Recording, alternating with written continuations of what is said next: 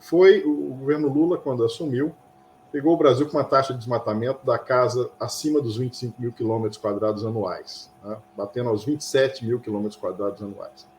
E se desenvolveu toda uma política, e quando eu digo uma política, eu digo diversos instrumentos, né, alinhados, trabalhados, diversos ministérios, ou seja, de fato, uma questão bastante ampla para lidar com essa questão de desmatamento. E isso, que é o chamado PP-SEDAM, é o eixo principal dessa política, com várias frentes, que ampliaram a fiscalização, ampliaram o diagnóstico mais preciso de desmatamento, ampliaram o pós-fiscalização, que é o que fazer quando descobrir um foco de desmatamento ou descobrir algo que leve ao desmatamento, né? E também caminhando para outras searas, por exemplo, trabalhando com a saída desse material. Mexendo com a questão econômica. O desmatamento atende a um fim, tem um beneficiário nesse processo.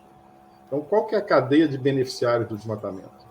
Então, esse plano essa política mexeu com todas essas vertentes, inclusive com o papel finalístico de julgamento, né, operações policiais mesmo, de busca e apreensão, julgamento de pessoas, né, prisão, né, de alguns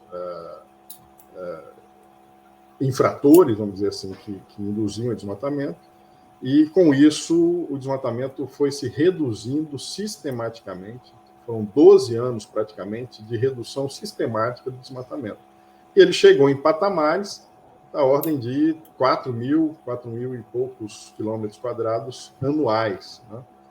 E aí ele volta a subir no governo Temer, ainda que lentamente, e daí assume uma curva mais ascendente de crescimento da taxa de desmatamento no governo Bolsonaro. Então, o governo Bolsonaro assume aí com uma taxa da ordem de 7 mil quilômetros quadrados por ano e eleva esses valores a patamares acima dos 15, atingindo agora quase 20 mil quilômetros quadrados ano. Ou seja, a gente está voltando agora quase a taxa de desmatamento que se encontrou no país no início do governo Lula.